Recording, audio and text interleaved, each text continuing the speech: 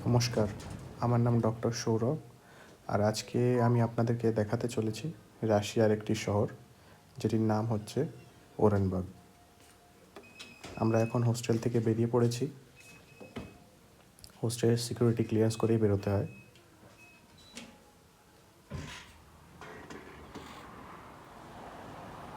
এটি হচ্ছে আমাদের হোস্টেল, 9তলা বিল্ডিং। আজকে আমরা এগিয়ে চলেছি একটা চার্চ আর একটা ওয়ার মেমোরিয়াল দেখতে। চার্চ আর ওয়ার মেমোরিয়ালটা খুবই বিখ্যাত এই শহরে। এটা আমাদের শহরের পেট্রোল পাম্প, আর এখন তেলের দাম এখানে চলছে 60 টাকা লিটারের কাছাকাছি। এগোতে এগোতে দেখি সামনে থেকে একটা দোকান থেকে চিপস আর কোল্ড ড্রিঙ্ক সংগ্রহ করা যায় নাকি, যেহেতু চার্চা ওয়ার মেমোরিয়ালটা একটু দূরে। সামনে যে দোকানটা দেখতে পাচ্ছেন লাল আর সাদা রঙের, ওই দোকানটার নাম হচ্ছে ক্রাসনি ভ্যালি।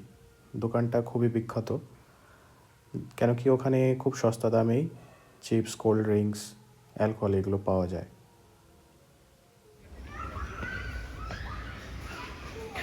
দোকানের ভেতরটা হোলসেলের মতন করে সাজানো।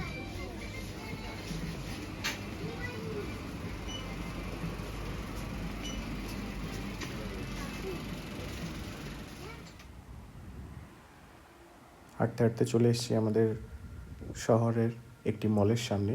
এই মলটা আমাদের চার্চের পাশে অবস্থিত। আজকে ওয়েদারটাও খুব সুন্দর আছে, তাই দেখতে পাচ্ছি লোকজন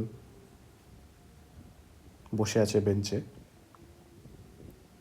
একটু সন্ধে হলে লোকজনের আমাগমনটা আস্তে আস্তে করে বাড়ে। এখন একটু ফাঁকাই আছে বলতে গেলে। আসলে কি এখানে বেশি লোক হয় না, বাইরে কোনো জায়গায় ঘুরতে গেলে এখানে বেশি লোক থাকে না। সবসময় শহরটা একটু ফাঁকা ফাঁকাই থাকে, যেহেতু এদের পপুলেশনটা খুবই কম। যাও বা লোক দেখতে পারবেন সেটা ওই সন্ধেবেলার দিকে। সবাই ওই অফিসের কাজগুলো সেরে তারপরে ফ্যামিলিকে নিয়ে, এখানে তো আলাদা কোনো জায়গা নেই, আত্মীয় স্বজনের বাড়িও কেউ যায় না বেশি। এখানে বেশিরভাগই চেষ্টা করে কিছু মলের ফুড কোর্টে দেখা করার, আত্মীয় স্বজনদের সাথে, মা বাবা, বন্ধু, তাদের সাথে ওই ফুড কোর্টেই দেখা করে। তাই মলের বাইরেটা আর মলের ভিতরটাই যা একটু ভিড় থাকে, বাকি তাছাড়া সব জায়গাটাই ফাঁকা ফাঁকা। আর যে কটা মল আছে এই শহরে, এই মলটাতেই আমার বেশি আসা হয়, যেহেতু আমার হোস্টেলের কাছে এই মলটা, আর এখান থেকেই আমি আমার রান্নার গ্রসারিগুলো কালেক্ট করি। এই মলটাতে আরও ড্রেসের জিনিসপত্রও পাওয়া যায়।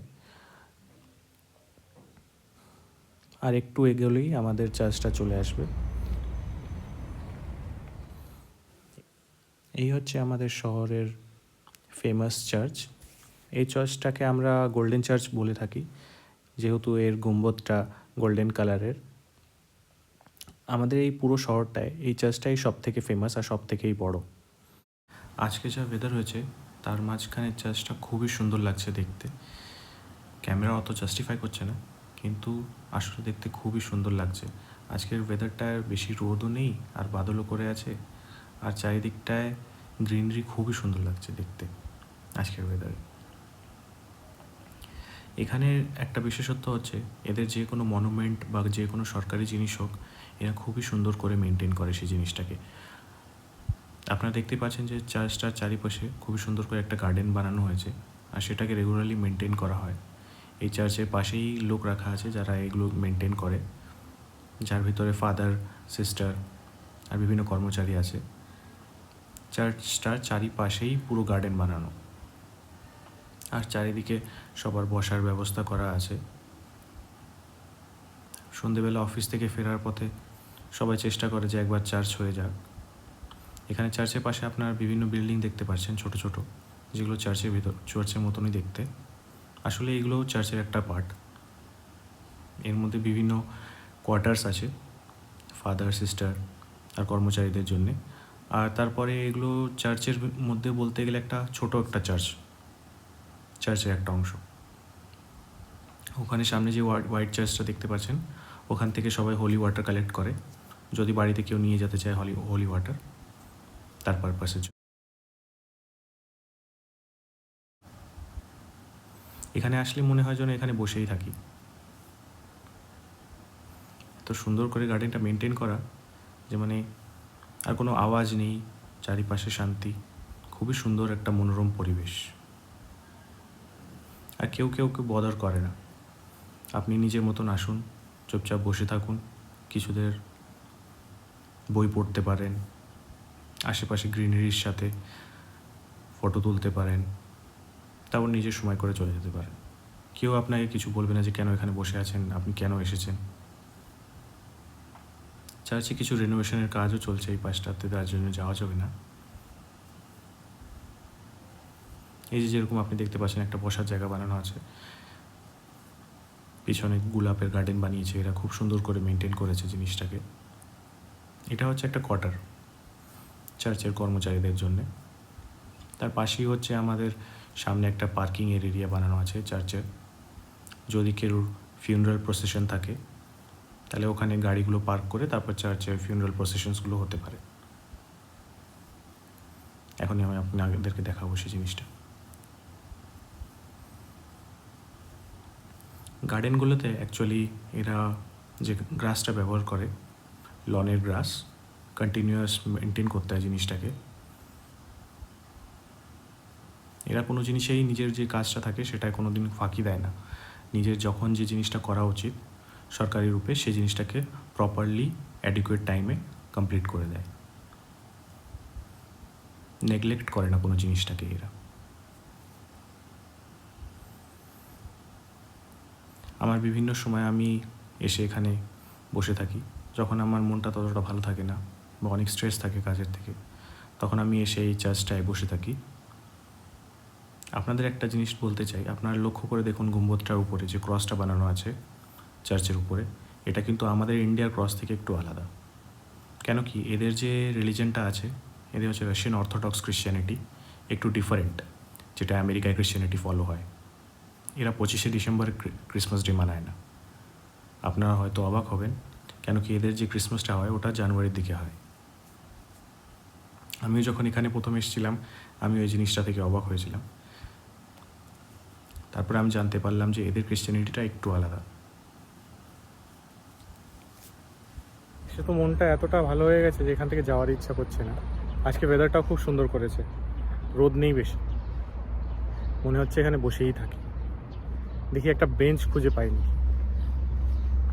এই বেঞ্চে বসে কিছুটা সময় কাটিয়ে তারপরে বেরিয়ে পড়ো। পিছনে পার্ক আছে, ওখানে গিয়ে কিছু সময়টা বসে থাকবো।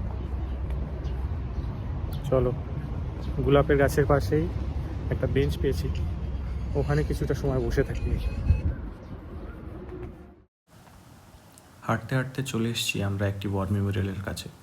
ওয়ার মেমোরিয়ালটা চার্চের একদমই কাছে অবস্থিত। এটা একটি মাত্র ওয়ার মেমোরিয়াল নয় এই শহরে। এই শহরে 3টে এরকম ওয়ার মেমোরিয়াল আছে, ওর মধ্যে এটি একটি। এখানে রাশিয়ার একটা বিশেষত্ব হচ্ছে এরা নিজেদের সোলজার্সদের খুব সম্মান করে। এই ওয়ার মেমোরিয়ালগুলো শহরের বিভিন্ন প্রান্তে তৈরি করা হয়, যাতে পরবর্তী যে জেনারেশন থাকে সে নিজেদের সৈন্যদের স্টোরিজগুলো শুনে অনুপ্রাণিত হয় আর আর্মি জয়েন করে আর নিজের দেশের প্রতি নিজের কর্তব্যটা পালন করে। এই যে আপনারা দেখতে পাচ্ছেন এইগুলো ওয়ার্ল্ড ওয়ারের ট্যাঙ্ক। এখন যে বাচ্চাগুলো এর উপরে উঠে খেলা করছে, এইগুলো এক সময় ওয়ার্ল্ড ওয়ারে যুদ্ধের জন্য ব্যবহার করা হতো।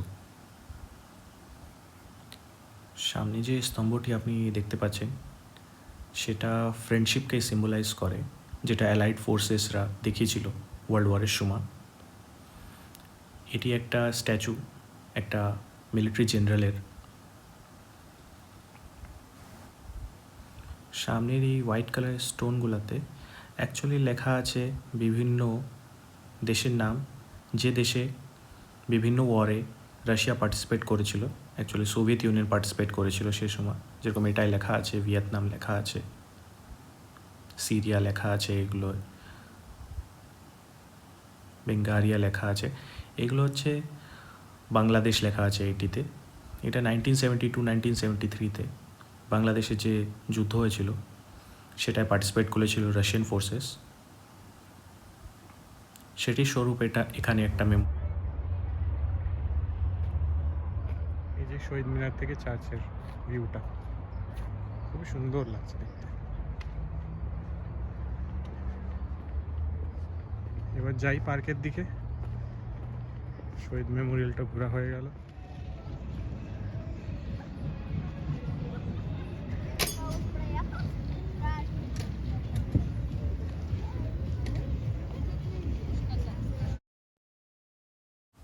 দেখি কিছুটার সময় একটু পার্কের বাইরে বসে থাকি, তারপরে পার্কের ভিতরে এগিয়ে যাব। ততক্ষণ আপনারা একটা টাইম ল্যাপস দেখুন।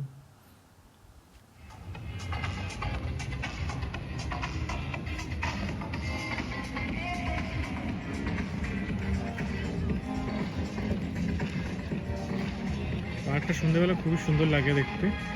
সকালবেলাটাও সুন্দর, কিন্তু সন্ধ্যেবেলাটা খুবই সুন্দর লাগে দেখতে। বসার জায়গা আছে এখানে। এখানে ছবি তোলার জন্য একটা সেট বানানো আছে, এর সামনে দাঁড়িয়ে ছবি তুলতে পারবে।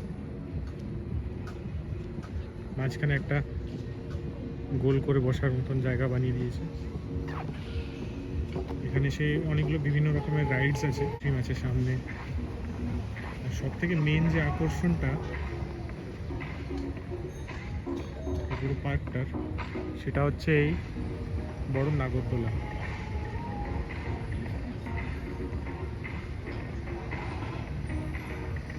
নাগরদোলাটা খুবই বড়, 11-12 তলা উঁচু নাগরদোলা হবে।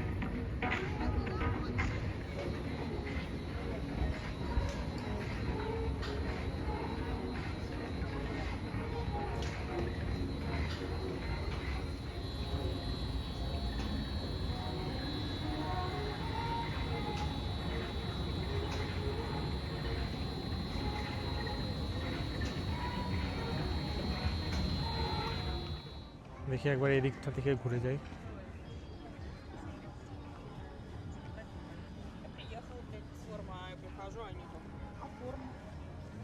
পাম্পিং কারটা বন্ধ হয়ে গেছে, সবাই এখন বাড়ি ফিরে যাচ্ছে। আমরা একটু বেশি লেট হয়ে গেছি মনে হয়।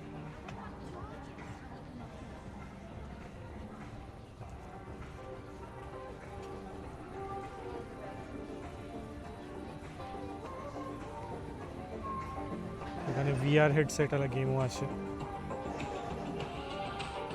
VR হেডসেটগুলো পরে নেওয়ার পরে এগুলো বসলে সিমুলেশনের মতন ওঠা যায়। Конечно, они наши.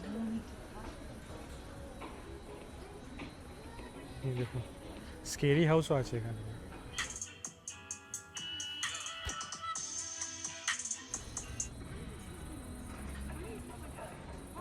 বসে মানুষ খেতে পারে এখানে।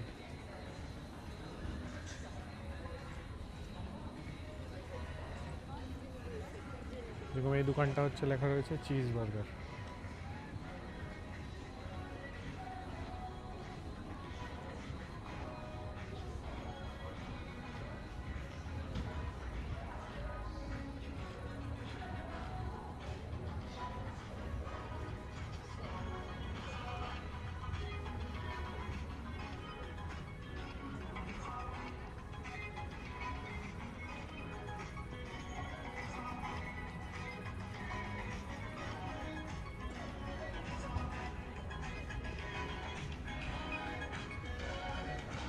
ফিরে এসেছি আমরা আমাদের সেই বসার জায়গাটায়।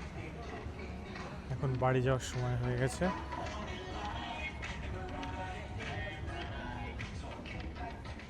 И близких к ним рас. За последний год экономика пришла в упадок. Желаете краткую сводку? Нет, хватит с меня потрясений на сегодня.